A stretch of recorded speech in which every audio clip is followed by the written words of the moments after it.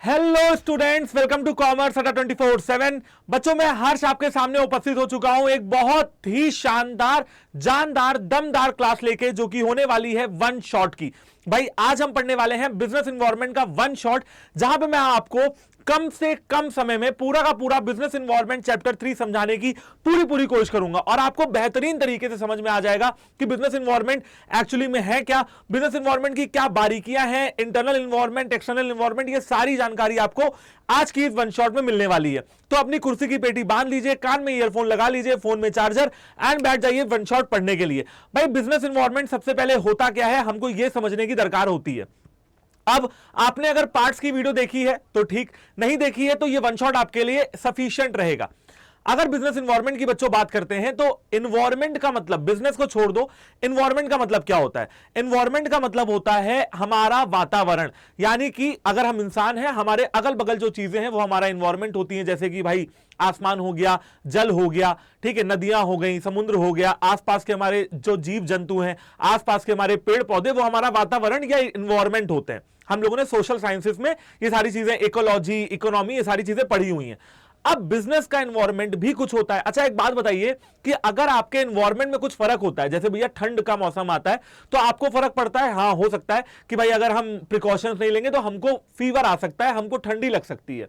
तो एनवायरनमेंट का फर्क मनुष्य पे पड़ता है, वैसे ही बिजनेस एनवायरनमेंट का फर्क बिजनेस पे पड़ता है। ठीक है, अब ये बिजनेस एनवायरनमेंट जो है बच्चों, ये जो है, ये सारे फैक्टर्स, जैसे कि मैंने आपको अभी अलग अलग फैक्टर्स बताए ना, नॉर्मल इन्वायरमेंट के, बिजनेस इन्वायरमेंट के, वो सारे फैक्टर्स जो हमारे बिजनेस पे इफेक्ट डालते हैं। हालांकि इफेक्ट पॉजिटिव भी हो सकता है और नेगेटिव भी हो सकता है, वो बिजनेस की कैपेबिलिटी के ऊपर है कि वो इफेक्ट पॉजिटिव होगा या नेगेटिव होगा। भाई, इन्वायरमेंट में चेंज हो रहा है, आप चाहो तो उसको अपने लिए प्रॉफिटेबल बना सकते हो, और अगर आपने कुछ कदम नहीं उठाए तो आप लॉस में भी जा सकते हो। मतलब कि वो सारे फैक्टर्स जो एक बिजनेस इन्वायरमेंट में कॉन्स्टेंटली बदलते रहते हैं और जो बिजनेस की वर्किंग पे इफेक्ट डालते हैं, उनको हम कॉन्स्टिट्यूट एक साथ मिलकर क्या कहते हैं? बिजनेस इन्वायरमेंट कहते हैं।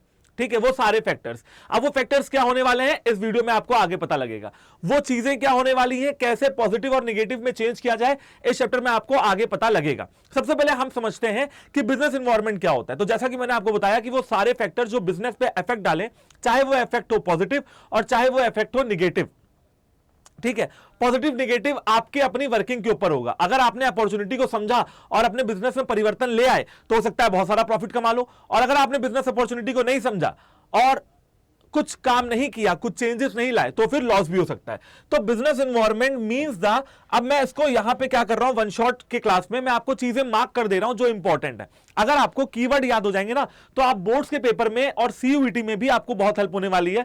बोर्ड्स के पेपर की बात की जाए तो आप पूरा चीज लिख के आ सकते हो, क्योंकि सब्जेक्टिव पेपर होना है। तो business environment means the sum total. भैया, सम टोटल की बात हो रही है। सम टोटल मतलब सारे वो factors which influence the business and over which the business has no control.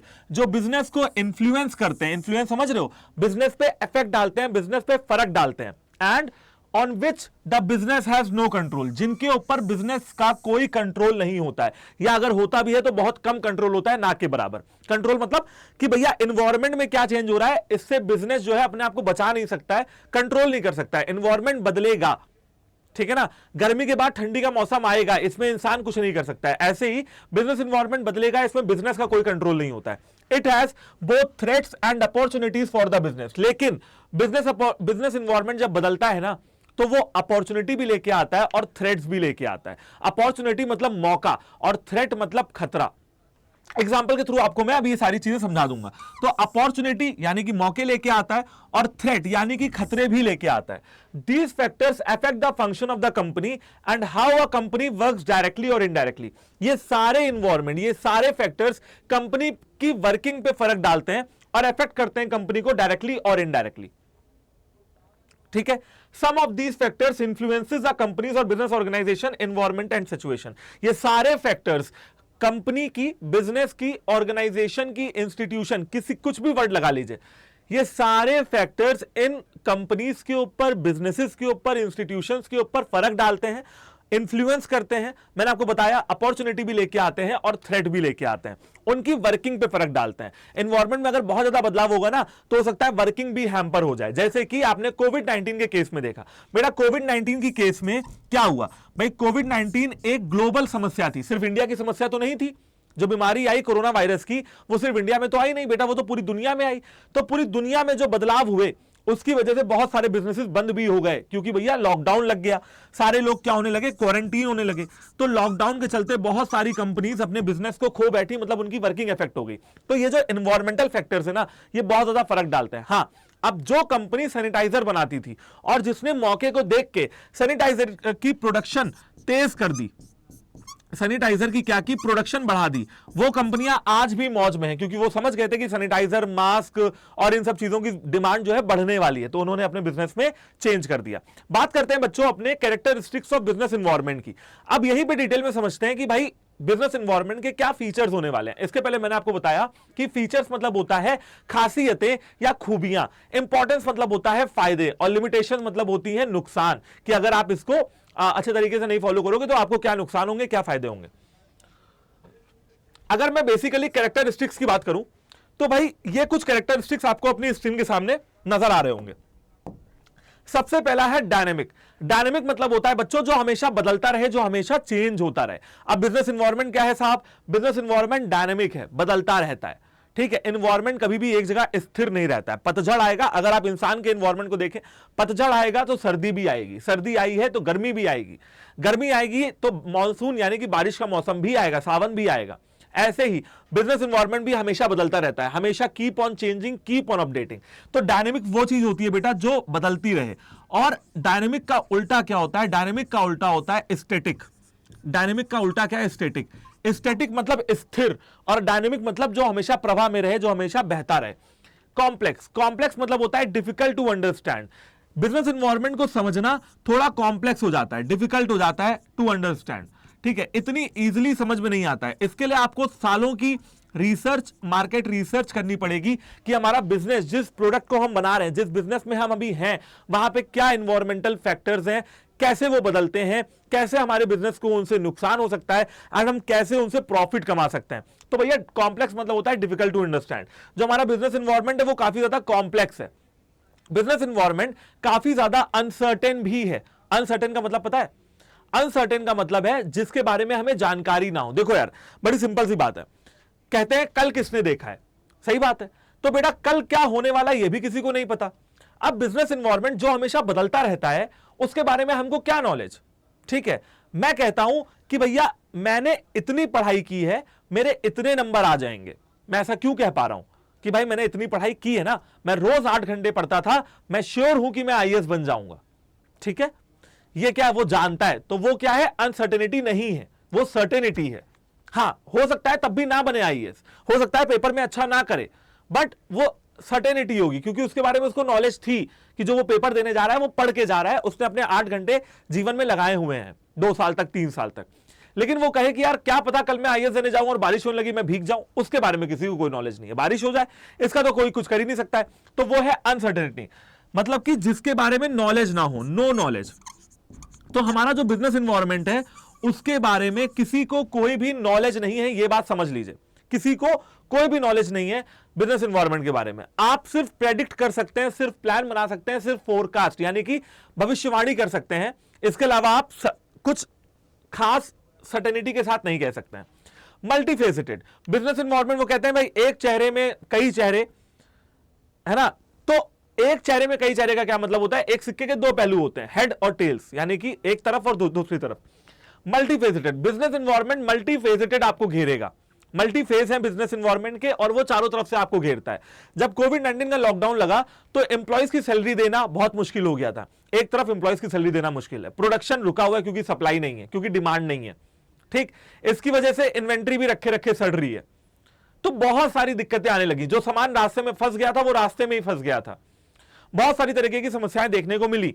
माने कि मल्टी फेसिटेड, जब भैया कहते हैं ना कि ऊपर वाला जब देता है तो देता है छप्पर फाड़ के, ऊपर वाला जब लेता है तो भी छप्पर फाड़ के ही लेता है। कहने का मतलब है कि चारों तरफ से समस्याओं से आपको घेर देता है। ठीक है, far reaching impact. Far reaching impact का क्या मतलब है कि बिजनेस इन्वायरमेंट बदला रशिया और यूक्रेन की वॉर में। एग्जांपल दे रहा हूं, रशिया और यूक्रेन की वॉर हुई तो भैया क्रूड ऑयल यानी कि कच्चे तेल की डिमांड, भाई ऑब्वियस सी बात है पूरे वर्ल्ड में कच्चे तेल की डिमांड है, क्योंकि उसी से पेट्रोल बनता है, उसी से केरोसिन, उसी से डीजल बनता है। क्रूड ऑयल की डिमांड तो कम नहीं हो रही है। क्रूड ऑयल यानी कि कच्चा तेल रशिया और यूक्रेन की वॉर में सप्लाई नहीं हो पा रही थी, इसीलिए बहुत महंगा भी हुआ बीच में, है ना। इंडिया में भी पेट्रोल की कीमतों में हम लोग ने राइज देखा, और भी बहुत सारी तरीके की समस्याएं हुई रशिया और यूक्रेन की वॉर में। क्या उसमें इंडिया का कोई रोल था? जी नहीं, कोई रोल नहीं था, कोई रोल नहीं था। लेकिन फिर भी इंपैक्ट इंडिया के बिजनेसेस को देखने को मिला। एक और एग्जांपल देता हूं, चाइना और ताइवान के बीच में सीमा विवाद हुआ, अभी पिछले साल की बात है 2022 की। उसका फर्क इंडिया में देखने को मिला, क्योंकि ताइवान एक ऐसी कंट्री है जो कि एक चिप बनाती है जो ब्लूटूथ स्पीकर और ईयरफोन्स में लगता है। बोट जैसी कंपनियों को रॉ मटेरियल मिलना मुश्किल हो गया था चाइना और ताइवान के सीमा विवाद से, क्योंकि वहां पे प्रोडक्शन ठप हो गया था, तो यहां पे सप्लाई भी बंद हो गई धीरे धीरे। तो ये सारी चीजें एंड रिलेटिव बिजनेस इन्वायरमेंट आपस में एक दूसरे से क्या है, इंटर रिलेटेड है, आपस में एक दूसरे से कनेक्टेड रहते हैं। कैसे रहते हैं यह मैं आपको बताऊंगा, ठीक है। इसके अलावा एक और चीज समझ लीजिए कि भाई कंट्री के हिसाब से, जैसा देश वैसा भेष, कंट्री के हिसाब से, जगह के हिसाब से, स्टेट के हिसाब से, सिटी के हिसाब से भी बिजनेस इन्वायरमेंट क्या होता है, बदलता रहता है। बात करते हैं बच्चों फटाफट से अपनी सारी कैरेक्टरिस्टिक्स और फीचर्स को डिटेल में समझते हैं। सबसे पहले मैंने आपको बताया totality of external forces. Business environment में वो सारे फैक्टर्स आते हैं which are available outside the business, which are available outside the business, over which the business has no control, जिसके ऊपर बिजनेस का कोई भी कंट्रोल ना हो। तो ये तो हमको बात समझ में आ गई कि भैया सारे एक्सटर्नल फोर्सेस को मिला दोगे तो बिजनेस इन्वायरमेंट निखर के आता है। क्या आता है? निखर के आता है। बिजनेस इन्वायरमेंट के सारे फैक्टर बिजनेस पे ऐसा फर्क डालते हैं कि भैया बहुत सारे बड़े बड़े बिजनेस बंद भी हो जाते हैं, ठीक है। चलिए सेकंड की बात करते हैं। सेकंड है स्पेसिफिक एंड जनरल फोर्सेस। देखो यार, दो तरीके के फैक्टर्स होते हैं, एक वो जो सिर्फ एक पर्टिकुलर कंपनी पे फर्क डालते हैं, पर्टिकुलर कंपनी पे इफेक्ट डालते हैं, और एक फैक्टर्स वो जो पूरी की पूरी इंडस्ट्री, पूरे के पूरे मार्केट पे फर्क डाल देते हैं। मतलब बड़े फैक्टर्स और छोटे फैक्टर्स। तो जो छोटे फैक्टर्स होंगे उनको हम कहेंगे स्पेसिफिक फैक्टर्स, और जो बड़े फैक्टर्स होंगे उनको हम कहेंगे जनरल फैक्टर्स। अब स्पेसिफिक फैक्टर्स यहां पे लिखा हुआ है, पढ़ के देखते हैं। These forces affect the firms, ये सिर्फ कुछ फर्म्स पे इफेक्ट डालेंगे, कुछ फर्म्स पे, कुछ कंपनीज पे, ठीक है। जैसे कि कस्टमर, जैसे कि supplier, competitive firms, investors etcetera. और जो नीचे वाले हैं ना, general forces, these forces affect all the firms of an industry equally, ये सारी फर्म्स पे इफेक्ट डालते हैं। All the firms of an industry equally, पूरी की पूरी इंडस्ट्री पे इफेक्ट डाल देते हैं, ठीक है। जैसे कि भाई social environment, political environment, legal environment, technical या टेक्नोलॉजिकल इन्वायरमेंट। जैसा कि मैंने आपको बताया कि स्पेसिफिक फोर्सेस एक पर्टिकुलर फर्म पे फर्क डालते हैं, एक पर्टिकुलर कंपनी पे फर्क डालते हैं। जनरल फोर्सेस पूरी की पूरी इंडस्ट्री पे फर्क डाल देते हैं। एग्जांपल के तौर पे मान लीजिए कि भैया एमआरएफ एक कंपनी है, टायर बनाती है, ठीक है, और गाड़ियों को सप्लाई करती है, गाड़ी बनाने वाली कंपनियों को सप्लाई करती है एमआरएफ अपना टायर। अब स्पेसिफिक फोर्स की अगर बात करें तो टाटा, किया की आती है ना बेटा गाड़ियां, सोनेट और ये सारी, ह्यूंडई। अब ये अलग अलग कंपनियां हैं जो गाड़ियां बनाती हैं, माने कि ऑटोमोबाइल इंडस्ट्री के अंदर है। अगर पूरी इंडस्ट्री की बात की जाए तो ऑटोमोबाइल इंडस्ट्री, ठीक है, और कंपनियों की बात की जाए तो वो मैंने उसका आपको नाम बता दिया कि भाई अलग अलग कंपनियां हैं। या मान लो मारुति, ये अलग अलग कंपनियां हैं जो इंडिया में गाड़ी मैन्युफैक्चर करती हैं। अब मान लीजिए एमआरएफ के टायर्स ने किसी एक कंपनी को अपना टायर देने से मना कर दिया, टाटा को देने से मना कर दिया। एग्जांपल दे रहा हूं, सिर्फ आपको इमेजिनरी सिचुएशन बता रहा हूं। एमआरएफ ने अपने टायर टाटा को सप्लाई करने से मना कर दिया। फर्क किस पे पड़ेगा? किस पे पड़ेगा? टाटा पे पड़ेगा, और किसी पे नहीं पड़ेगा, बाकी सबको तो मिल ही रहा है टायर। लेकिन अगर एमआरएफ ने पूरी की पूरी ऑटोमोबाइल इंडस्ट्री पे ही रॉ मटेरियल सप्लाई करना बंद कर दिया, टायर देना बंद कर दिया, तो पूरी की पूरी ऑटोमोबाइल इंडस्ट्री पे फर्क पड़ेगा। वो कौन से फोर्सेस होंगे? वो हो जाएंगे जनरल फोर्सेस, ठीक है। बात करते हैं थर्ड पॉइंट की, जो कि है इंटर रिलेटेडनेस। इंटर रिलेटेडनेस मतलब होता है कि जो जितने भी बिजनेस इन्वायरमेंट है ना, उनके सारे फैक्टर्स आपस में को रिलेटेड होते हैं। एग्जांपल के तौर पे मान लीजिए एक नई सरकार आई, एक न्यू गवर्नमेंट आई, और न्यू गवर्नमेंट ने आते ही आते इंपोर्ट एक्सपोर्ट पॉलिसी चेंज कर दी। इंपोर्ट एक्सपोर्ट पॉलिसी चेंज कर दी। अब इंपोर्ट एक्सपोर्ट पॉलिसी जो थी वो आती है इकोनॉमिक इन्वायरमेंट के अंदर, और न्यू गवर्नमेंट जो आई वो आती है पॉलिटिकल इन्वायरमेंट के अंदर।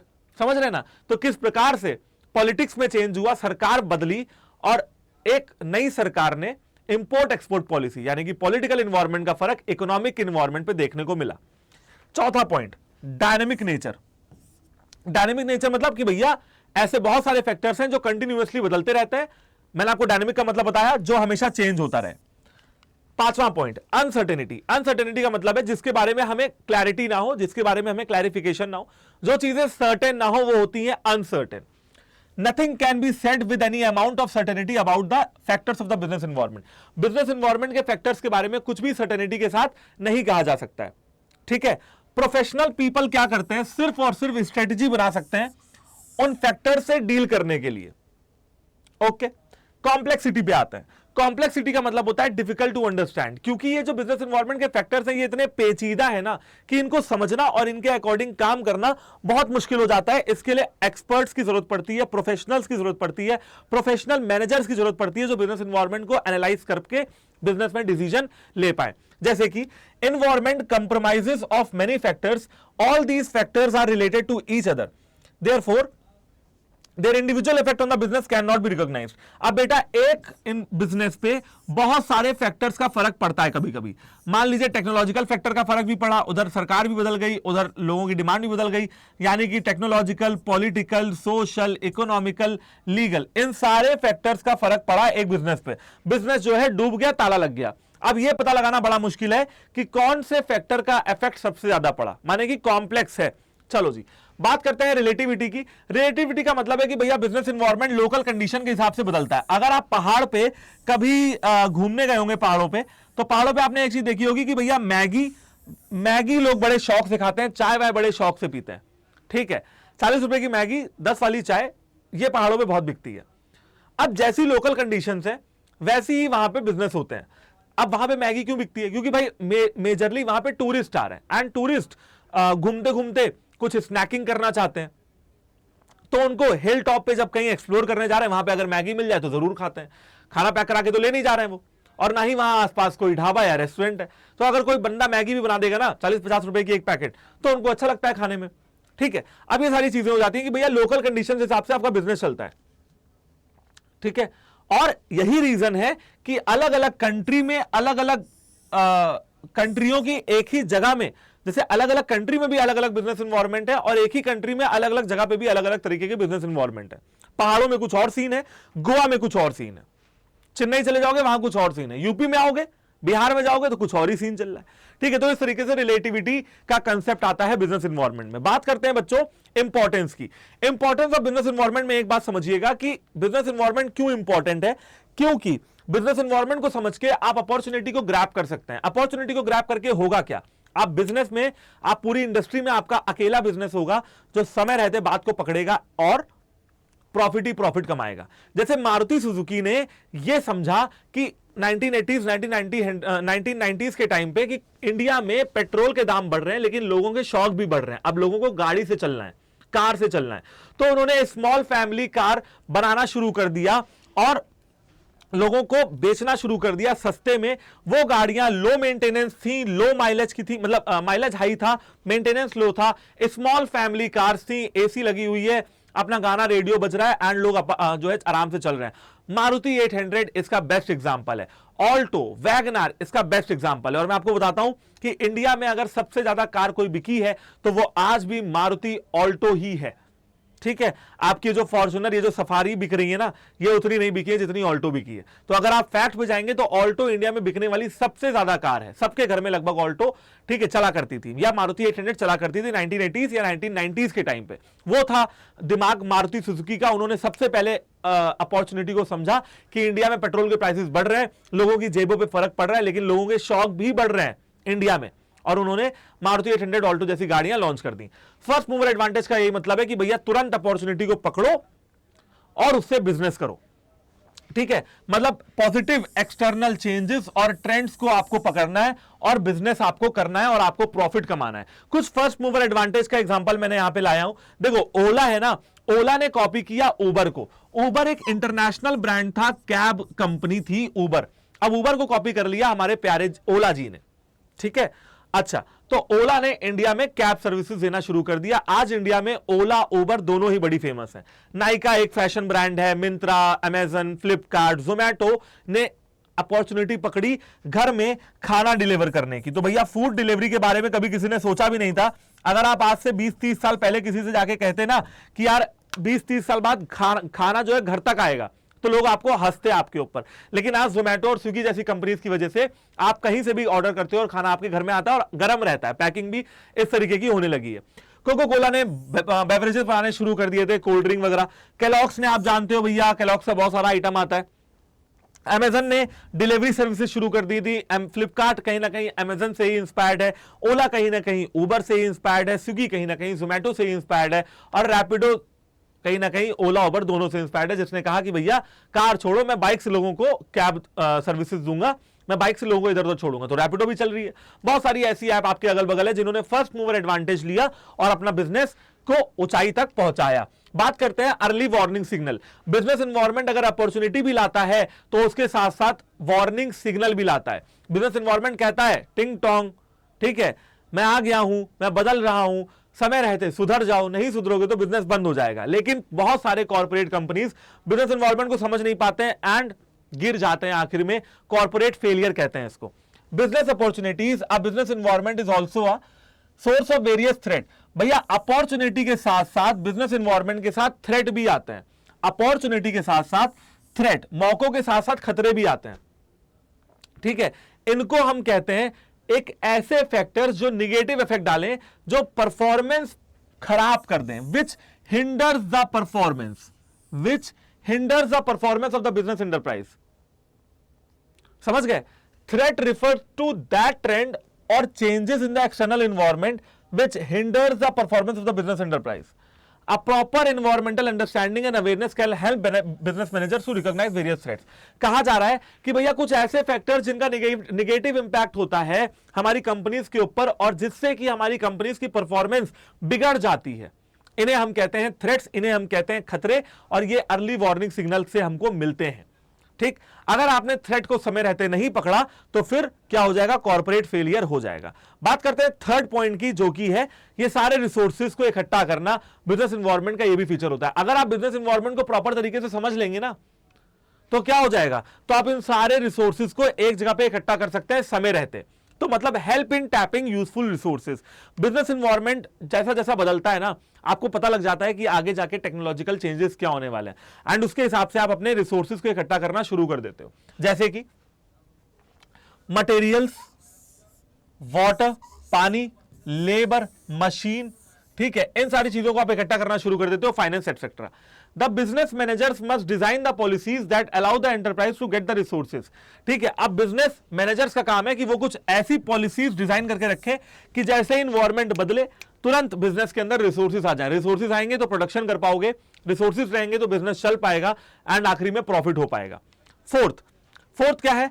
फोर्थ, ये आपको फोटो दिख रही होगी मेरे पीछे, जहां पे कोविड-19 का प्रकोप रहा 2019, 2020, 2021 के सालों में। 2022 में भी थोड़ा बहुत दिखा, फर्स्ट वेव, सेकंड वेव, ये सारी वेवें आई, ठीक है। अब इनका ये फोटो क्यों जोड़ा था? क्योंकि चौथा पॉइंट इससे रिलेटेड है, help in coping with rapid changes.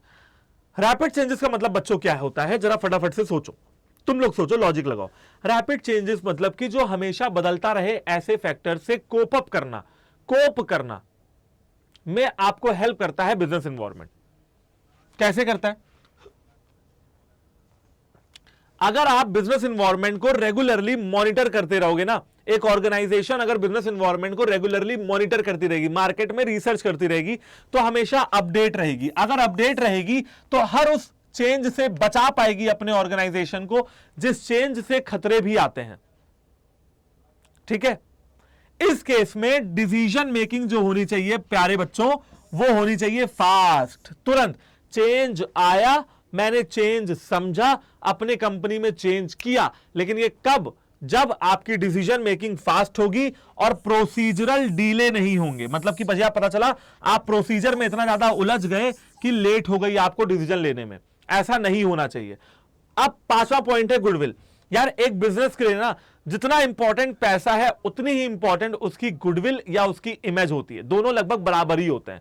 तो हेल्प इन बेटर रेप्यूटेशन और बिल्डिंग कॉर्पोरेट इमेज। अगर आपकी कंपनी बैड टाइम्स में भी चमकते हुए सितारे की तरह मार्केट में नजर आएगी ना, तो लोगों को क्या मिलेगा? लोगों को, ये सितारा ही बन रहा है ना, हाँ सितारा ही है, थोड़ा यहां से वीक हो गया।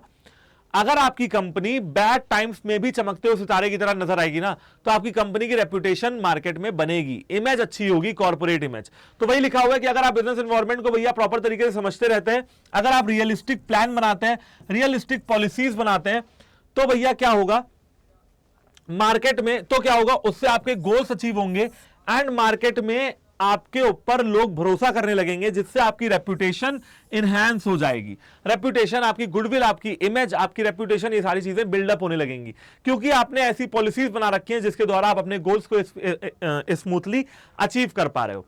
ठीक है भाई। छठा पॉइंट आता है help in continuous learning and improving performance. देखो यार, बिजनेस एनवायरनमेंट हमेशा बदलता रहता है और संसार का नियम है बदलना। संसार में वो कौन सी चीज है जो बदलती नहीं है। आप इतने बड़े पैदा हुए थे, आज आप इतने बड़े हैं, बदलाव हो रहा है। ठीक है, आपके माता पिता दिन प्रतिदिन बूढ़े हो रहे हैं, आप दिन प्रतिदिन जवान हो रहे हैं। ठीक है, हमेशा एजुकेशन सिस्टम की बात किया जाए, चेंज हो रहा है। पॉलिटिक्स में बात किया जाए, चेंज हो रहा है। जियो पॉलिटिक्स में बात किया जाए, चेंज हो रहा है। हर जगह चेंज हो रहा है। कहां पे ठहराव है ये बताओ। एक फोन जो आप 10 साल पहले फोन देखने को नहीं मिलता था, आज सबके हाथ में फोन है। इंडिया में इंटरनेट नाम की चीज क्या होती थी 10 साल 15 साल पहले लोगों को पता ही नहीं था इंटरनेट भी कोई चीज होती है। आज इंटरनेट के बिना कोई काम नहीं हो रहा है। ये चेंजेस हैं। अब कॉन्टिन्यूअस लर्निंग आपको करनी है। समाज का काम है बदलना, धरती का काम, दुनिया का काम है बदलना। वो बदलेगी, परिवर्तन होगा। आपका काम है उन परिवर्तन को देख के प्रॉफिट कमाना अगर आप बिजनेस चला रहे हो तो। मतलब, और वो कैसे हो पाएगा, वो कॉन्टिन्यूअस लर्निंग और इंप्रूविंग परफॉर्मेंस करके होगा। आपको समय के साथ साथ अपनी लर्निंग इंप्रूव करनी पड़ेगी, अपनी परफॉर्मेंस इंप्रूव करनी पड़ेगी, मार्केट में स्टैंड आउट करना पड़ेगा। ठीक है, अब वही लिखा हुआ है कि भैया टेक्नोलॉजी में चेंज आ रहा है, उसकी वजह से ग्लोबल कंपटीटर्स भी बदल रहे हैं, डिमांडिंग कस्टमर्स होते जा रहे हैं। ठीक है, क्योंकि टेक्नोलॉजी में चेंज आ रहा है तो इसकी वजह से कॉम्पिटिटर बढ़ रहे हैं, डिमांडिंग हो रहे हैं हमारे कस्टमर। ब्रांड लॉयल्टी नहीं रह गई है लोगों के अंदर। लोग एक ब्रांड का सामान आज खरीदते हैं, कल दूसरे ब्रांड का खरीदते हैं। वो एक ही ब्रांड का सामान रोज रोज बार बार नहीं खरीदते हैं। इसके अलावा ये सारी चीजें आपको बिजनेस एनवायरनमेंट को कंटिन्यूअसली मॉनिटर करना पड़ेगा, अपनी परफॉर्मेंस को बेहतर बनाना पड़ेगा। एग्जांपल के तौर पे इंडिगो एयरलाइंस बहुत सस्ती एयरलाइंस है, इंडियंस बहुत ज्यादा इंडिगो में सफर करते हैं। इंडिगो ने एक फीडबैक सिस्टम चालू कर दिया कि भैया देखें तो हमारे जो पैसेंजर्स हैं वो हमारे बारे में क्या सोचते हैं। वो एग्जाम्पल यहाँ पे लिखा हुआ है कि हमारे जो पैसेंजर्स हैं वो हमारे बारे में क्या सोचते हैं, फीडबैक लेना शुरू कर दिया और उनकी प्रीफर्ड टाइमिंग इंडिगो ने नोट कर ली, ताकि मैक्सिमम प्रीफर्ड टाइमिंग पे वो अपनी हवाई जहाज को उड़ा पाए, ताकि उनको मैक्सिमम प्रॉफिट हो। तो बच्चों, आई होप कि आपको ये पूरी कहानी समझ में आ गई होगी। बिजनेस एनवायरनमेंट का क्या क्या मैंने बता दिया आपको। मैंने बिजनेस एनवायरनमेंट का शुरू से देखते हैं तो मैंने आपको कैरेक्टरिस्टिक्स, इंपॉर्टेंसेस बता दिए और अब बात करने वाले हैं अपन लोग किसकी, आ चुके हैं फैक्टर्स पे। बिजनेस एनवायरनमेंट के कुछ फैक्टर्स होते हैं, internal as well as external. Internal environment वो एनवायरनमेंट होता है जो बिजनेस के अंदर होता है, समझ रहे हो। जैसे मेरी कंपनी है, मान लो मेरी कंपनी का नाम है सूर्यवंशी लिमिटेड। अब मेरी कंपनी सूर्यवंशी लिमिटेड के अंदर मैं हूं, मेरे कॉम्पिटिटर्स तो है नहीं, मेरे कस्टमर्स हैं, मेरे अपने संस्कार हैं, मेरी अपनी मॉरल वैल्यूज हैं, मेरे अपने लेबर्स हैं, मेरे अपनी लेबर यूनियन है। मेरी कंपनी के अंदर का जो एनवायरनमेंट है ना, वो होता है इंटरनल एनवायरनमेंट। लेकिन अब आप कहेंगे सर इंटरनल एनवायरनमेंट में तो पकड़ होती है। बिल्कुल जी, इंटरनल एनवायरनमेंट अंडर कंट्रोल होता है और external environment out of control होता है। लिख लेते हैं, इंटरनल एनवायरनमेंट अंडर कंट्रोल होता है और external environment out of control होता है। ये कंट्रोल में नहीं है आपके, ये बदलेगा, कंट्रोल नहीं कर सकते हो, सिर्फ और सिर्फ अपनी परफॉर्मेंस को बेटर कर सकते हो। ठीक है, परफॉर्मेंस बेटर कर सकते हो, सिर्फ इतना कर सकते हो। लर्निंग कर सकते हो, सिर्फ इतना कर सकते हो। यहां पे मतलब यहां पे आप थोड़े बेबस हैं कि इन्वायरमेंट बदलेगा और हमारा कोई कंट्रोल नहीं है। यहां पे आपको बेबसी है, बस आपको वो बेबसी अपने काम से दूर करनी पड़ेगी। यहां पे आप बेबस नहीं है, यहां पे ये सारी चीजें आपके कंट्रोल में। अब इंटरनल एनवायरनमेंट मैंने आपको बताया भैया वो फैक्टर्स होते हैं जो कंपनी को अंदर से फर्क डालते हैं, अंदर से इफेक्ट डालते हैं, क्योंकि वो अंदर के होते हैं, विद इन द ऑर्गेनाइजेशन। सबसे पहला वैल्यू सिस्टम। वैल्यू सिस्टम मतलब किसी भी कंपनी के क्या वैल्यूज हैं, वैल्यू समझते हो ना, क्या संस्कार है, क्या उसूल है, क्या आदर्श है, उनके बेसिस पे वो काम कर रही है। जैसे किसी भी कंपनी का सबसे पहला उसूल क्या होना चाहिए, किसी भी कस्टमर को नुकसान ना पहुंचाएं, किसी भी कस्टमर से फ्रॉड ना करें, सोसाइटी में ऐसा कोई पोल्यूशन वगैरह ना करें, गुड क्वालिटी का सामान बेचें, गुड क्वालिटी की सर्विसेज रखें, रेट फेयर रखें, कंपटीशन हेल्दी रखें। ये सारे उनके कुछ वैल्यू सिस्टम होने चाहिए। और सबसे बड़ा वैल्यू सिस्टम, कस्टमर्स को सेटिस्फाई करें। दूसरा point, mission and objective. Company अपने आप को 5 साल में कहां देखती है। जैसे इंटरव्यू में जाओगे ना तो पूछा जाएगा कि आप अपने आप को 5 साल में कहां देखते हैं। तो आपका मिशन क्या है, एंड ऑब्जेक्टिव क्या है, अचीव क्या करना चाहते हो, इसका फर्क पड़ता है। तो भाई वैल्यू सिस्टम का फर्क पड़ता है, मिशन ऑब्जेक्टिव का फर्क पड़ता है, ऑर्गेनाइजेशन का स्ट्रक्चर कैसा है, आपका ऑर्गेनाइजेशन फॉर्मल है, इनफॉर्मल है, डिविजनल है या फिर फंक्शनल है। और ये सारे स्ट्रक्चर आपको कहां पढ़ने के लिए मिलेंगे, ऑर्गेनाइजिंग वाले वन शॉट में। तो ऑर्गेनाइजिंग वाले वन शॉट को भी जरूर देख लेना। कॉर्पोरेट कल्चर, आपके यहाँ वर्क कल्चर कैसा है, लोग कितने बजे आते हैं, कितने बजे जाते हैं, हेल्दी इन्वायरमेंट है कि नहीं है, वर्किंग कंडीशंस आपके यहाँ बेटर है कि नहीं है, धूप पानी की व्यवस्था है कि नहीं है, धूप वगैरह कंपनी में आ रही है, ऑर्गेनाइजेशन में बिल्डिंग में आ रही है नहीं आ रही है, पानी वगैरह की फैसिलिटी है कि नहीं है, साफ सफाई है कि नहीं है, ये सारी चीजें। ह्यूमन रिसोर्स की क्वालिटी, आपके जहां जो लोग काम कर रहे हैं वो उनकी क्वालिटी कैसी है, वो कितना काम कर रहे हैं, कितने अच्छे से काम कर रहे हैं, ठीक है, और उनका प्रोडक्शन कितना है। फिर आता है लेबर यूनियन। लेबर यूनियन मतलब भैया लेबर तो होते हैं, लेबर अपना संगठित हो जाते हैं, लेबर यूनाइटेड हो जाते हैं, उनका एक यूनियन बन जाता है। लेबर यूनियन अगर सपोर्टिव है तो आपका प्रोडक्शन नहीं रुकेगा। आए दिन लेबर यूनियन आपके नाक में दम करके रख रही है, आए दिन लड़ाई झगड़े हो रहे हैं, आए दिन फैक्ट्री में ताला लग रहा है, तो आप पे इफेक्ट डालेगा। और आपके फिजिकल रिसोर्सेज कैसे हैं, फिजिकल रिसोर्सेज बोले तो भैया 3 तरह के रिसोर्स होते हैं। पहला पैसा यानी कि फाइनेंशियल रिसोर्स, दूसरा लोग एम्प्लॉइज यानी कि ह्यूमन रिसोर्स, और तीसरा फिजिकल रिसोर्स जैसे कि लैंड, बिल्डिंग, मशीनरी। वो आपके पास कितनी है, लैंड है कि नहीं है बिजनेस चालू करने के लिए, फैक्ट्री है कि नहीं है प्रोडक्शन बढ़ाने के लिए, बिल्डिंग है कि नहीं है, ठीक, एंड टेक्नोलॉजिकल कैपेबिलिटी, आपकी कंपनी और आपकी कंपनी के लोग टेक्नोलॉजी से कितना ज्यादा परिचित हैं, टेक्नोलॉजी आपकी कंपनी में है या नहीं है। तो ये तो हो गए इंटरनल फैक्टर्स, और इन सारी चीजों के बारे में आप पढ़ के ये समझ गए होंगे कि इन पे बिजनेस का कंट्रोल है। भैया हमारे ह्यूमन रिसोर्स की क्वालिटी अच्छी होनी चाहिए। भैया तो जो जो जो अच्छा काम नहीं कर रहे उनको निकालो और अच्छे लोगों को लेके आओ, तुम्हारे हाथ में। तुम्हारे ऑर्गेनाइजेशन का वैल्यू सिस्टम तुम्हारे एम्प्लॉयज को नहीं पता है, एम्प्लॉयज अपने मनमानी से काम करते हैं, तो उनको बाहर निकालो या तो उनको समझाओ। सिंपल सी बात है, तुम्हारे हाथ में, तुम्हारा अपना बिजनेस चला रहे हो यार, क्या बात कर रहे हो, अपना बिजनेस चला रहे हो भाई, आप बिजनेस के मालिक हो, जो चाहे वो करो। और इन चीजों पे तो आपका पूरा पकड़ है। लेबर यूनियन ज्यादा नौटंकी कर रही है तो समझाओ, अगर सपोर्टिव है तो थोड़ा और बढ़ावा दो, मतलब कहीं ना कहीं स्ट्रिक्ट होने की जरूरत है तो स्ट्रिक्ट भी हो, और छूट देने की जरूरत है तो छूट भी दो। प्रिंसिपल ऑफ मैनेजमेंट पढ़ाया हुआ है ना, बस वैसे ही आपको कुछ करना है, ठीक है। तो ये हो गया आपका इंटरनल इन्वायरमेंट, और एक नजर आपको मारनी है एक्सटर्नल इन्वायरमेंट पे।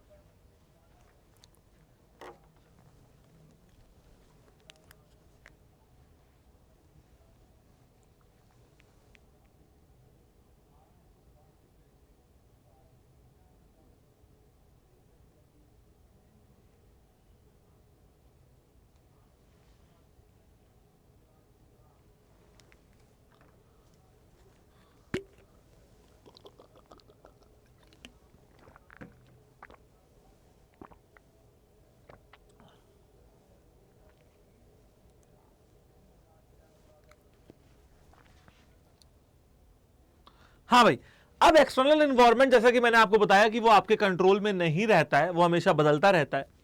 एंड आप सिर्फ और सिर्फ क्या कर सकते हो, अपनी परफॉर्मेंस को बेहतर बना सकते हो और कुछ लर्निंग अपनी बढ़ा सकते हो, लर्न कर सकते हो, कुछ सीखने वाली चीज सीख सकते हो, सिर्फ आप इतना ही कर सकते हो।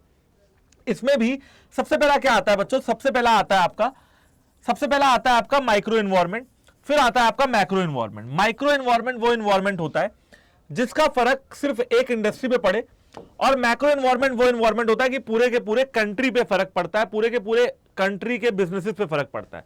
तो मैक्रो इन्वायरमेंट वो इन्वायरमेंट होता है, ठीक है ना।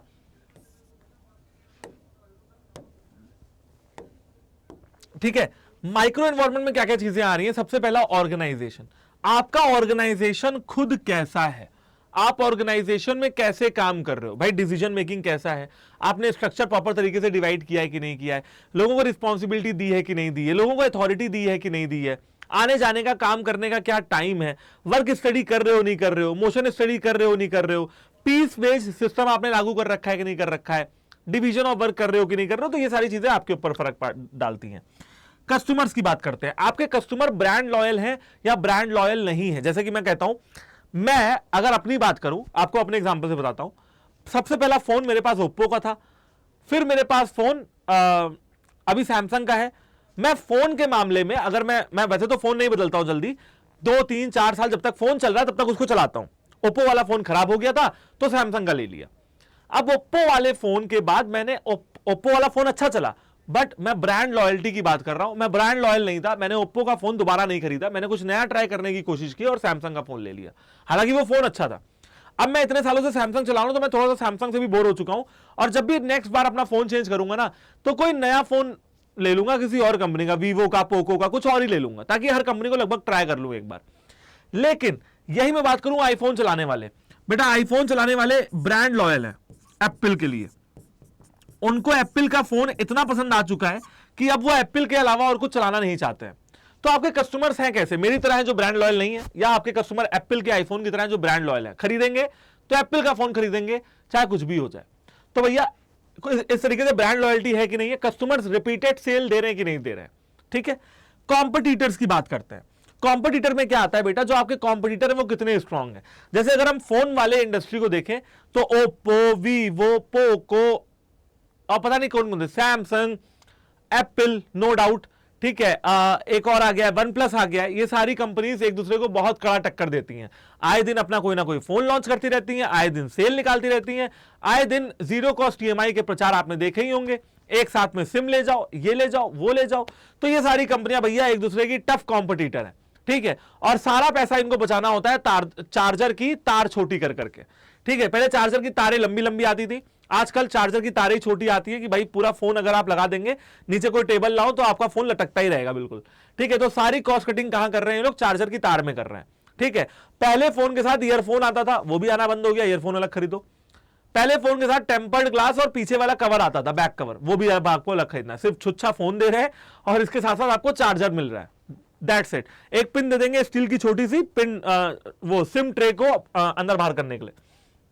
आपका मार्केट कैसा है, आपके मार्केट में कॉम्पिटिटर्स बहुत ज्यादा हैं क्या, मार्केट किसी किसी दिन उठता है या डेली आप उसमें वो करते हो। जैसे मान लीजिए आपका मार्केट है, आप पटाखे बनाते हो, मान लो आप पटाखे समझ रहे हो, आप फायरवर्क्स पे काम करते हो, और पटाखे जो है सिर्फ दिवाली के टाइम पे या शादियों के टाइम पे बिकते हैं, भाई बारात वारात में जलाने के लिए।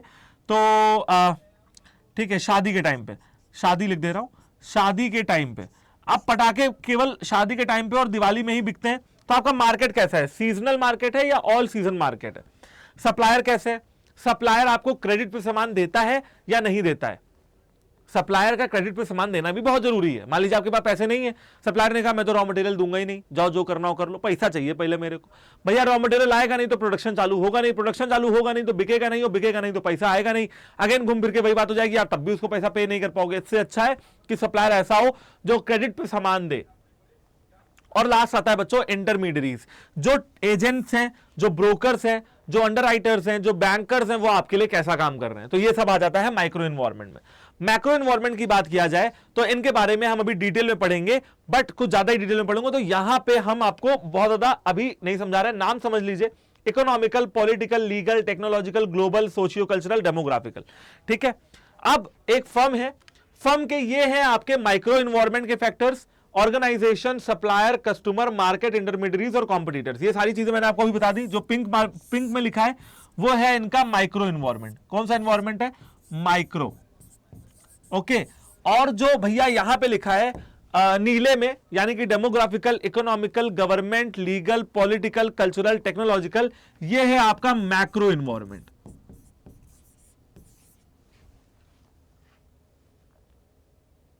ठीक है, तो अब आते हैं इंटरनल एनवायरनमेंट में। जैसा कि मैंने आपको बताया कि internal environment refers to the culture, members, events और फैक्टर्स। अब देखो यहां पे भी 4 पॉइंट दे रहा हूं आपको, समझ लो ये पॉइंट क्यों मार्क कर रहा हूं, ताकि आपको ये पता लगे। अच्छा ये व्हाइट हो गया, पेन सेलेक्ट कर लेते हैं फटाफट से, कौन सा ले लें, नीला ले लेते हैं। ये पॉइंट इसलिए मार्क कर रहा हूं ताकि इन पॉइंट्स को आप नोट आउट करें, नोट डाउन करें, एंड अपनी जब कॉपी पे लिखने बैठो ना 12th में, तो ये सारे पॉइंट याद आ जाए ताकि तुम्हारा आंसर अच्छा बने। भाई प्रेजेंटेशन का भी तो नंबर है ना। ठीक है, तो इंटरनल एनवायरनमेंट कल्चर को कहते हैं, मेंबर्स को कहते हैं, कल्चर बोले तो work culture, members, events and factors within an organization that has the ability to influence the decision of the organization. ठीक, दूसरी बात क्या है, विद इन द ऑर्गेनाइजेशन, ये ऑर्गेनाइजेशन के अंदर के फैक्टर्स होते हैं, ऑर्गेनाइजेशन के अंदर के फैक्टर्स होते हैं जो ऑर्गेनाइजेशंस के डिसीजन को इन्फ्लुएंस करते हैं। ठीक है, ओके, और एक चीज और लिखी है, usually under the control of business, और ये बिजनेस के कंट्रोल में होते हैं। सारी चीजें मैंने आपको बता दी कि internal environment refers to the culture, member, event, factors within an organization over which the business has control, under the control होते हैं ये। एंड अब बात करते हैं, वही सारी चीजें यहां पे रिपीट हो रही है, बस कुछ डिटेल में लिखा हुआ है, फटाफट से देख लेते हैं। सबसे पहला आता है objective of the business. Business का ऑब्जेक्टिव क्या है, उनको जाना कहां है, पहुंचना कहां है, कहां तक आ चुके हैं, पीछे मुड़ के देखना है कितना चले हैं और कितना और चलना बाकी है। तो ये सारी चीजें निकल के आएंगी। मैनेजरियल एटीट्यूड, आपके मैनेजर्स कैसे हैं, मैनेजर्स बिजनेस के लिए काम करना चाह रहे हैं, नहीं चाह रहे हैं, कितने ज्यादा एफिशिएंट है, लोगों से काम निकलवा पा रहे हैं कि नहीं निकलवा पा रहे हैं। ठीक है, तो ये हो जाएगा आपका मैनेजरियल एटीट्यूड।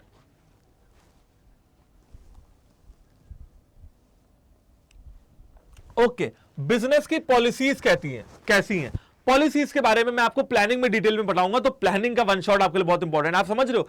बिजनेस स्टडीज के जितने भी वन शॉट आपके लिए लेके आ रहा हूं ना, ये सारे एक दूसरे से कैसे कनेक्टेड है। पॉलिसी का मतलब अभी बता देता हूं बेटा। सबसे पहले जब आप ऑब्जेक्टिव बनाते हो ना, ऑब्जेक्टिव को अचीव करने के लिए, ऑब्जेक्टिव मतलब क्या होता है, टारगेट या गोल। अब ऑब्जेक्टिव को अचीव करने के लिए आप एक स्ट्रेटेजी बनाते हो कि हाँ भाई मैं क्या करूंगा। जैसे मान लीजिए आपका ऑब्जेक्टिव है कि मुझे 95 प्लस लाना है बिजनेस स्टडीज में। आप स्ट्रेटेजी बनाओगे कि मैं कितने घंटे पढ़ूंगा, कैसे कैसे मेरा टाइम टेबल होगा, ये सारी चीजें आप अपनी स्ट्रेटेजी को फॉलो करते रहिए। इसके लिए कुछ पॉलिसीज आप बनाते हो। पॉलिसी क्या हो सकती है, जैसे मैं टीवी नहीं देखूंगा, मैं बाहर खेलने नहीं जाऊंगा, मैं सारा ध्यान अपनी पढ़ाई पे लगाऊंगा, शादी ब्याह सब कैंसिल कर दूंगा पेपर के टाइम पे, ये सारी चीजें। ठीक है, अपनी शादी ब्याह नहीं, किसी और के में जाना हो तो। ठीक है, ऑर्गेनाइजेशनल स्ट्रक्चर कैसा है, डिविजनल है, फंक्शनल है, फॉर्मल है, इनफॉर्मल है, ये सारी चीजें आपको पढ़ने को मिलेंगी ऑर्गेनाइजिंग में। प्रोडक्शन कैपेसिटी, आपका बिजनेस प्रोडक्शन करने में कितना कैपेबल है, कितना प्रोडक्शन एक टाइम पे कर पा रहा है। ठीक, ह्यूमन रिसोर्स आपके बिजनेस में कैसे हैं, जो लोग आपके यहां काम कर रहे हैं वो पढ़े लिखे हैं, स्किल्ड हैं, टेक्निकल हैं, चीजों को समझने वाले हैं, इन्वायरमेंट के हिसाब से चेंज को अडॉप्ट करने वाले हैं या नहीं है, चेंज अडॉप्ट होता है कि नहीं। सबसे ज्यादा इंपॉर्टेंट यह है कि अगर आप उनसे कुछ बदलाव करने के लिए कहेंगे तो वो बदलाव को मानेंगे या नहीं मानेंगे, ये बड़ी इंपॉर्टेंट चीज निकल के आती है। चेंज को अडॉप्ट करेंगे कि नहीं करेंगे। प्रोडक्शन मेथड्स आपके कैसे हैं, आप लेबर इंटेंसिव टेक्निक का यूज कर रहे हो या कैपिटल इंटेंसिव टेक्निक का यूज कर रहे हो, मतलब लेबर से काम करवा रहे हो आज भी, या फिर कैपिटल लगा के टेक्नोलॉजी खरीद ली और टेक्नोलॉजी से काम करवा रहे हो, इसका फर्क पड़ता है। मैनेजमेंट को बिजनेस की पूरी जानकारी मिल रही है कि नहीं मिल रही है, MIS यानी कि मैनेजमेंट इंफॉर्मेशन सिस्टम का फर्क पड़ता है। मैनेजमेंट का participation day to day working में कितना है, उसका फर्क पड़ता है। एंड बोर्ड ऑफ डायरेक्टर्स आपके कैसे हैं, बोर्ड ऑफ डायरेक्टर्स का valuable contribution, valuable contribution business की वर्किंग में है या नहीं है, इसका फर्क पड़ता है। और लास्ट में हम बात करने वाले हैं बच्चों, किसकी बात करने वाले हैं, एक्सटर्नल एनवायरनमेंट की। एक्सटर्नल एनवायरनमेंट क्या होता है, वो एनवायरनमेंट होता है जो हमको ऊपर से पड़ता है। ऊपर से माने इसके ऊपर हमारा कोई कंट्रोल नहीं होता है। एग्जांपल के तौर पे बारिश, ये देख रहे होगे छाता लेके चल रहा है, ये अपने आप को सिर्फ और सिर्फ बचा सकता है।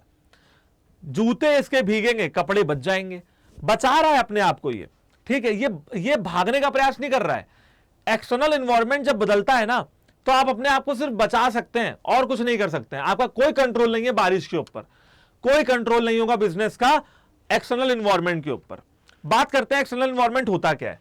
External environment is composed of all the outside factors और influences that impact the operation of the business. सारे बाहरी फैक्टर्स जो इन्फ्लुएंस करते हैं बिजनेस ऑपरेशन को। द बिजनेस मस्ट एक्ट और react to keep up its flow of operation. या तो बिजनेस एक्ट करेगा या तो बिजनेस रिएक्ट करेगा। एक बात समझ लो, चेंज, ये है चेंज का साइन। चेंज होने से पहले होता है एक्ट और चेंज होने के बाद होता है रिएक्ट। चेंज हो गया, उसके पहले आप या तो एक्ट कर सकते हो कि चेंज से बचा लें, और चेंज हो गया और एक्ट नहीं किया तो फिर क्या करना पड़ेगा, रिएक्ट करना पड़ेगा। The external environment can be broken down into two type, micro and macro. ठीक है, चलो, माइक्रो एनवायरनमेंट वो एनवायरनमेंट होते हैं जो कंपनी के ऑपरेशन पे फर्क डालते हैं, डायरेक्टली डालते हैं। मैक्रो एनवायरनमेंट वो जनरल फैक्टर्स होते हैं जिसके ऊपर बिजनेस का कोई कंट्रोल नहीं होता है। ठीक है, और कंपनी कितनी सक्सेसफुल होगी ये डिपेंड करता है कि कंपनी कितनी जल्दी इस एनवायरनमेंट को समझ के अडॉप्ट कर ले। और इसमें जनरल फैक्टर्स होते हैं जिसका बिजनेस के ऊपर कोई कंट्रोल नहीं होता है, नो कंट्रोल ओवर। बात करते हैं बच्चों माइक्रो एनवायरमेंट की। माइक्रो एनवायरमेंट, आई होप कि आपको सारी चीजें समझ में आ रही हो रही है। माइक्रो एनवायरमेंट में कस्टमर मैंने आपको बता दिया, suppliers, competitors, public, market, intermediaries. और मैक्रो एनवायरमेंट में सबसे पहला आता है बच्चा party economical environment. Economical environment आप जानते हो, हमारे देश की इकोनॉमी की बात हो रही है, हमारे देश में इकोनॉमी की बात हो रही है। इकोनॉमी कैसी यार, हमारे देश की इकोनॉमी में हमेशा बदलाव होते रहते हैं, क्योंकि हमारी जो कंट्री है ना इंडिया, वो हमेशा, वो अभी क्या है, वो डेवलपिंग कंट्री है। एक समय ऐसा आएगा कि भगवान करे कि वो डेवलप्ड कंट्री भी हो जाए, ठीक है। एक समय पे अंडर डेवलप्ड कंट्री भी थी, जब ब्रिटिशर्स लूट लूट के सब कुछ ले गए थे। धीरे धीरे इंप्रूव हो रहा है। अब पैसा अच्छे तरीके से रन करता रहे मार्केट में, कंट्री में पैसा रहे। 5 ट्रिलियन की इकोनॉमी होने वाली है इंडिया की, और 2075 तक गोल्डन सैश की रिपोर्ट के अनुसार इंडिया सेकंड, अमेरिका को पीछे कर देगी इंडिया 2075 तक। 2075 तक इंडिया सेकंड नंबर पे आ जाएगी इकोनॉमी को लेके, ठीक है। और इंडिया से ऊपर होगा सिर्फ एक कंट्री, चाइना। ये गोल्डन सैश की रिपोर्ट है 2023 वाली, ठीक। अब इकोनॉमिक एनवायरनमेंट बेटा वो एनवायरनमेंट होता है जिसका इंपैक्ट बिजनेस पे पड़ता है, इमीडिएट इंपैक्ट पड़ता है, जैसे कि रेट ऑफ इंटरेस्ट, जैसे कि इन्फ्लेशन, जैसे कि change in the income of the people. भाई ये सारी चीजें आपने पहले पढ़ी हुई हैं। रेट ऑफ इंटरेस्ट मतलब कि आप लोन लेते हो, कितना ब्याज पे लोन मिलता है। इन्फ्लेशन यानी कि खुदरा महंगाई दर, जैसे महंगाई दिन प्रतिदिन बढ़ रही है। लोगों की इनकम, मॉनेटरी पॉलिसी में कोई चेंज आ गया, आरबीआई लाती है मॉनेटरी पॉलिसी में चेंज, प्राइस लेवल आपका बढ़ रहा है, तो ये सारे कुछ इकोनॉमिक फैक्टर्स हैं, ठीक है। माइक्रो इकोनॉमिक फैक्टर्स में क्या क्या आता है, competitors, demand, market side, supply, supplier, distribution chain. और मैक्रो एनवायरनमेंट में क्या क्या आता है, unemployment, inflation, interest rate, GDP, exchange rate, customer confidence, ये सारी चीजें। एक एग्जांपल देता हूं आपको, बहुत बेहतरीन सा। यहां पे एक टर्म आ रहा है मॉनेटरी पॉलिसी, तो मॉनेटरी पॉलिसी के बारे में थोड़ा समझा देता हूं, तो आपको थोड़ा बहुत तो आइडिया हो ही जाएगा, कंफर्म है। अब बेटा देखो, मॉनेटरी पॉलिसी में बहुत सारी चीजें आती हैं, और मॉनेटरी पॉलिसी वो पॉलिसी होती है जो लाती है हमारी प्यारी आरबीआई। क्यों लाती है? देश की इकोनॉमिक व्यवस्था को सुधारने के लिए। तो इसमें एक टर्म आता है बैंक रेट। बेटा बैंक रेट वो रेट होता है जिस रेट पे कॉमर्शियल बैंक्स को सेंट्रल बैंक यानी कि आरबीआई में पैसा जमा करना पड़ता है कुछ रिजर्व के तौर पे। अब जब सेंट्रल बैंक, ध्यान से सुनना, जब सेंट्रल बैंक को मैं लिख दे रहा हूं आरबीआई, चलो आरबीआई लिख दे रहा हूं। जब आरबीआई बैंक रेट को बढ़ाती है तो कॉमर्शियल बैंक को ज्यादा पैसा जमा करना पड़ता है आरबीआई में। कमर्शियल बैंक के पास पैसे होते नहीं है, तो वो क्या करते हैं, तो वो अपने लोन को महंगा कर देते हैं। जब लोन महंगा हो जाता है तो जहां पे मुझे पहले 10 लाख का लोन चाहिए था, 10% इंटरेस्ट में मिल रहा था, आज वही 10 लाख का लोन 15% इंटरेस्ट में मिल रहा है। तो ऑब्वियस ही बात है, क्योंकि इंटरेस्ट ज्यादा हो गया तो मैं लोन शायद ना लूं, और लूं तो कम लूं। तो इंडिया में लोग क्या हो जाएंगे, लोन लेना कम कर देंगे। लोन लेना कम कर देंगे तो क्या हो जाएगा, पैसा इकोनॉमी में इंफ्लुएंस आएगा नहीं, इंजेक्ट नहीं होगा। इन्फ्लेशन की सिचुएशन में क्या होगा, इन्फ्लेशन की सिचुएशन में यह चीज फायदेमंद होगी कि लोग लोन नहीं लेंगे, पैसा होगा नहीं, तो इन्फ्लेशन धीरे धीरे कम हो जाएगा। कुछ ऐसे हथकंडे हमारी सरकार के पास हैं इकोनॉमिक एनवायरनमेंट में बदलने के लिए। बात करते हैं सोशल एनवायरनमेंट। देखो यार, हमारी इंडिया जो कंट्री है, यहां पे रिलीजियस सेंटिमेंट बहुत ज्यादा है। हमारा जो देश है वो त्योहारों का देश है, विविधताओं का देश है। कहीं पे कोई लैंग्वेज है, कहीं पे कोई लैंग्वेज है, कहीं पे ओणम है तो कहीं दिवाली बहुत अच्छे से मनाई जाती है, कहीं होली बहुत अच्छे से सेलिब्रेट करते हैं, तो कहीं ईद। तो रीजनल डिफरेंसेस भी हैं बट एकता भी है इंडिया में। अब इंडिया में कोई भी बिजनेस अगर रन कर रहा है तो उसको सोशल एनवायरनमेंट को फोकस में रखना पड़ेगा। जैसे कि कस्टम्स, भाई हमारे इंडिया के कुछ रीति रिवाज है, कुछ बिलीफ है, इंडिया के लोग कुछ बिलीफ पे चलते हैं। लिटरेसी रेट, ठीक है, एजुकेशनल लेवल, इंडिया में educational level, life style, values, ठीक है, वैल्यूज वगैरह का बहुत रोल है इंडिया में। हाँ, वो अलग बात है कि इंडियन यूथ जो है वो वेस्टर्न कल्चर से बहुत ज्यादा इंस्पायर है, बट कहीं ना कहीं ये भी सही है कि आज भी वो लोग हैं, चाहे वो यूथ की बात करें, क्योंकि इंडिया देश है नौजवानों का। ये आपको पता होगा कि भाई इंडिया में बहुत सारे नौजवान हैं, यूथ मतलब जवानों का देश है इंडिया। तो इंडिया में जो जवान चाहेगा वो कहीं ना कहीं कर पाएगा, इंडिया उसी तरफ आगे बढ़ेगा जो इंडियन यूथ सोचता है। लेकिन आज भी बहुत लोग ऐसे हैं जिनके अंदर वैल्यूज हैं, जिनके अंदर संस्कार है, लाइफ स्टाइल है अपनी एक। अब एक बिजनेस को सोशल एनवायरनमेंट का ध्यान रखना चाहिए। जैसे कि आजकल हेल्थ कॉन्शियसनेस बहुत बढ़ गई है लोगों में, तो लोग आजकल समोसे की जगह फ्रूट चाट खाना पसंद कर रहे हैं, ठीक है, कोल्ड ड्रिंक की जगह जूस पीना पसंद कर रहे हैं, कोक की जगह डाइट कोक पीना पसंद कर रहे हैं। आपने विराट कोहली को भी देखा होगा इंस्टाग्राम पे ब्लैक वाटर पीते हुए, ठीक है, ब्लैक वाटर इससे पहले कभी किसी ने सुना भी नहीं होगा, बट आज लोग पी रहे हैं। टोबैको का कंजम्पशन कम हुआ है। फैटी फूड मतलब बर्गर पिज्जा वगैरह को लोगों ने कम कर दिया है डिमांड। क्यों? क्योंकि हेल्थ कॉन्शियसनेस बढ़ रही है। अब एक सोशल एनवायरनमेंट का फर्क कैसे पड़ेगा बिजनेस पे आप समझ गए होंगे। बहुत सारी चीजें आती हैं जैसे eco awareness, social support, working together, corporation, deforestation, environment, इन सारी चीजों का ध्यान आपको सोशल एनवायरनमेंट में रखना पड़ता है। सोशल एनवायरनमेंट बेसिकली समाज में होने वाले बदलावों को कहते हैं कि समाज में अगर कोई सोसाइटी में अगर कोई बदलाव होगा तो उसका फर्क अगर बिजनेस पे पड़ रहा है। मान लीजिए सोसाइटी में बदलाव हुआ कि भाई लोगों ने मान के चलते हैं कि मैगी खाना बंद कर दिया, तो अब मैगी कंपनी को भारी नुकसान होगा, ठीक है। तो इस तरीके से चीजें मान लो निकल रही हैं। टेक्नोलॉजिकल एनवायरनमेंट बेटा वो एनवायरनमेंट होता है जहां पे टेक्नोलॉजी हमेशा बदलती रहती है, हमेशा बदलती रहती है। जो लोग टेक्नोलॉजी के साथ चलते हैं, टेक्नोलॉजी को कह सकते हैं साथ में लेके चलते हैं, टेक्नोलॉजी को अडॉप्ट करते रहते हैं, वही लोग सक्सेसफुल हो पाते हैं, वही ऑर्गेनाइजेशन सक्सेसफुल हो पाती हैं। आज आप देखिए, एक तरफ लगते हैं लेबर इंटेंसिव टेक्निक जहां पे लेबर्स काम करते हैं, और एक तरफ रखते हैं कैपिटल इंटेंसिव टेक्निक जहां पे टेक्नोलॉजी काम करती है। कैपिटल माने कैपिटल से तो टेक्नोलॉजी आएगी ना, पैसे से ही आएगी टेक्नोलॉजी। लेबर जब एक सामान को बनाता है तो सामान पुअर क्वालिटी का होता है, हमेशा नहीं लेकिन कुछ केसेस में। कंपैरिजन किया जाए अगर सीआईटी से तो पुअर क्वालिटी में रेट ज्यादा होते हैं क्योंकि टाइम ज्यादा लगा है, जबकि यहां पे सामान गुड क्वालिटी का होता है और रेट भी कम होते हैं।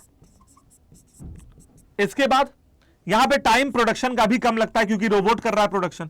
इंसान जब बनाएगा तो वो टाइम भी ज्यादा लेगा। तो कहीं ना कहीं कहा जा सकता है कि भैया लेबर इंटेंसिव टेक्निक अब आउटडेटेड जमाना है, मॉडर्न जमाना है कैपिटल इंटेंसिव टेक्निक का और टेक्नोलॉजी का।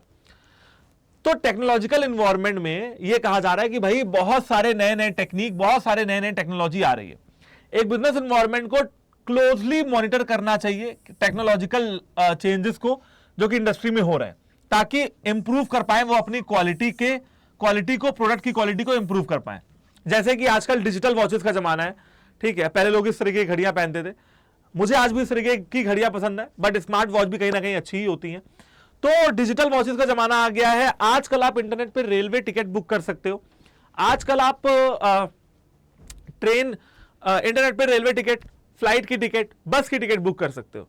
पहले ट्रेन की टिकट लेने के लिए आपको स्टेशन की खिड़की पे जाना पड़ता था। तो ये सारे कहीं ना कहीं चेंजेस हुए ही हैं। चलिए जी, बात करते हैं अपने नेक्स्ट एनवायरनमेंट की तरफ। इसको देख के आप समझ गए होंगे, जहां पॉलिटिक्स है वहां वाद विवाद है, जहां राजनीति है वहां प्रजातंत्र है, जहां लोकतंत्र है, उसी का नाम भारत देश है। समझ गए? अब भारत देश की पॉलिटिकल एनवायरनमेंट तो बड़ा इंटरेस्टिंग है, ये आप भी जानते होंगे। हमेशा 12 महीने 365 दिन हर दिन कहीं ना कहीं चुनाव हो रहे होते हैं और कहीं ना कहीं पॉलिटिक्स का बाजार गर्म होता है। लोग आपस में टकराते हैं, पॉलिटिकल पार्टीज टकराती हैं, नई सरकार बनती है। सरकार बिजनेसेस के लिए कुछ अच्छे फैसले भी लेती है, कुछ खराब फैसले भी लेती है। जैसे कि 1969 की शायद बात है, इंदिरा गांधी जी ने इमरजेंसी लगा दी। अब इमरजेंसी के विरोध में बहुत सारे अपोजिशन के लीडर एक हो गए और उन्होंने मिलकर एक नई पार्टी बनाई, जनता पार्टी यानी कि जेपी। उसके लीडर चुने गए मोरारजी देसाई, और पहली बार ऐसा हुआ कि नॉन कांग्रेस प्राइम मिनिस्टर बने इंडिया में, क्योंकि इंदिरा गांधी के पहले जवाहरलाल नेहरू प्राइम मिनिस्टर थे और उसके पहले तो अंग्रेजों की सरकार थी। मोरारजी देसाई बन गए प्राइम मिनिस्टर। मोरारजी देसाई ने कहा कहीं ऐसा ना हो जाए अंग्रेज दोबारा आ जाए, क्योंकि अंग्रेज भी तो ईस्ट इंडिया कंपनी के थ्रू ही आए थे ना, आए थे व्यापार करने, साम्राज्य फैला लिया। अब कहीं ना कहीं हमारे इंडियंस के मन में एक और डर था कि यार इतने साल हमने गुलामी के काटे एक कंपनी की वजह से, तो हम इंटरनेशनल ट्रेड को उतना बढ़ावा नहीं देंगे। और ऐसा ही हुआ, उन्होंने भैया दरवाजे अपने बंद कर दिए कोको कोला, आईबीएम जैसी बड़ी बड़ी कंपनीज के लिए। नहीं तो जो इकोनॉमिक डेवलपमेंट आपको आज देखने के लिए मिल रहा है, वही इकोनॉमिक डेवलपमेंट आपको आज से 20 साल पहले देखने के लिए मिलता। बट चलो कोई बात नहीं, समय बीता, दोबारा से कांग्रेस की सरकार आई एंड कांग्रेस की सरकार ने आते ही फिर से प्रमोट करना शुरू कर दिया। बात है 1991 की, जब डॉक्टर मनमोहन सिंह, जो कि बहुत साल तक 2004 से 2014 तक हमारे देश के प्राइम मिनिस्टर भी बने रहे, वो उस समय के फाइनेंस मिनिस्टर थे 1991 में, और उन्होंने न्यू एजुकेशन पॉलिसी लेके आए, लिबरलाइजेशन, ग्लोबलाइजेशन और प्राइवेटाइजेशन की बात थी। तो आपको समझ में आ गया होगा कि पॉलिटिकल पार्टीज किस तरीके से फर्क डालती हैं हमारे बिजनेस एनवायरनमेंट पे। इनमें कुछ पॉइंट बता देता हूं। जैसे कि एक पॉलिटिकल पार्टी की क्या आइडियोलॉजी है, एक पॉलिटिकल पार्टी का क्या एटीट्यूड है टुवर्ड्स द बिजनेस, और पॉलिटिकल सपोर्ट कितना है।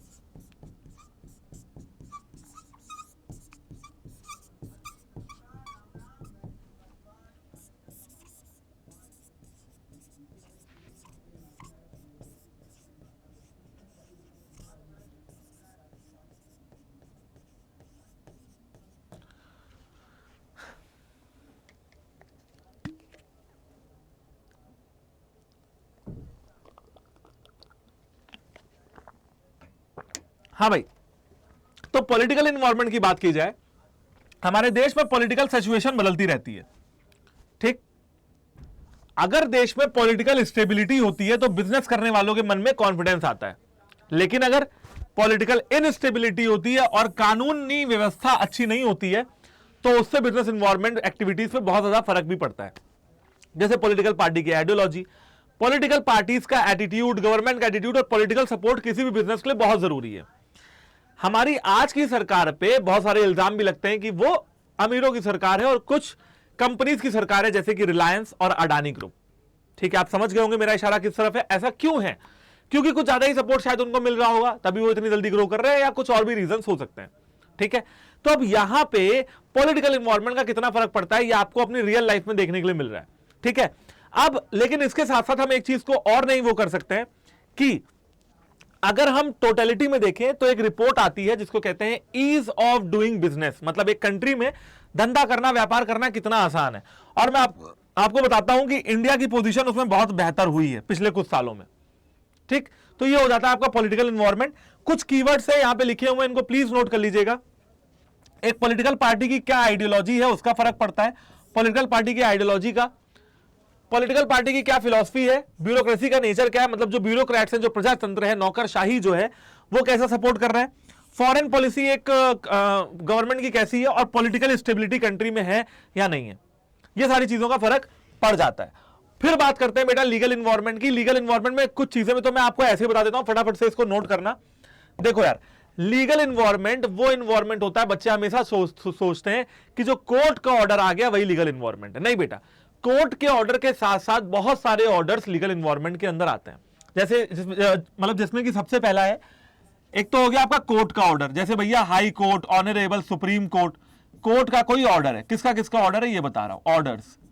तो कोर्ट का ऑर्डर अगर कोई ऑर्डर है, हाई कोर्ट का है या सुप्रीम कोर्ट का है या सेशन कोर्ट का है या फैमिली कोर्ट का है, किसी भी कोर्ट का हो, मान्य होगा। सेकेंड आता है किसी भी एडमिनिस्ट्रेटिव बॉडी का ऑर्डर, एडमिनिस्ट्रेशन का ऑर्डर। एडमिनिस्ट्रेशन मतलब क्या होता है भैया, किसी भी जिले का एडमिनिस्ट्रेशन।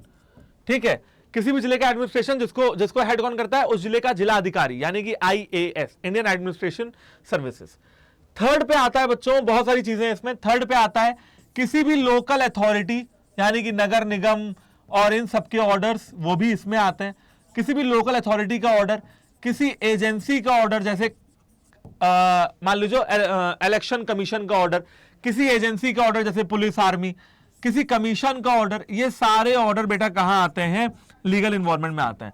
ऐसा कोई भी ऑर्डर जो कानूनी व्यवस्था से निकलता है और आपके इन्वायरमेंट पे फर्क डालता है, उसे हम लोग लीगल इन्वायरमेंट कहते हैं। लीगल इन्वायरमेंट में लॉ और legislation passed by court, administrative order, मैंने आपको बताया एडमिनिस्ट्रेशन का ऑर्डर, गवर्नमेंट का ऑर्डर, कोर्ट का जजमेंट, किसी एजेंसी का ऑर्डर, किसी कमीशन का ऑर्डर, ये सारे ऑर्डर आते हैं। जैसे कि अल्कोहलिक प्रोडक्ट का बोतल का, शराब की बोतल का ऐड करना टीवी पे मना है। क्यों मना है? क्योंकि आप डायरेक्टली अल्कोहल का ऐड नहीं कर सकते हो। सिगरेट का ऐड कभी आपने टीवी पे नहीं देखा होगा। हां, आपने KGF जैसी पिक्चरें जरूर देखी होंगी, पुष्पा जैसी पिक्चरें जरूर देखी होंगी, जहां पे जब बीड़ी या सिगरेट एक्टर के द्वारा पी जाती है तो ऊपर एक स्टैट्यूटरी वार्निंग लिख के आती है कि टोबैको कॉजेस कैंसर, यानी कि तंबाकू जानलेवा है, तंबाकू से कर्क रोग होता है, कैंसर होता है।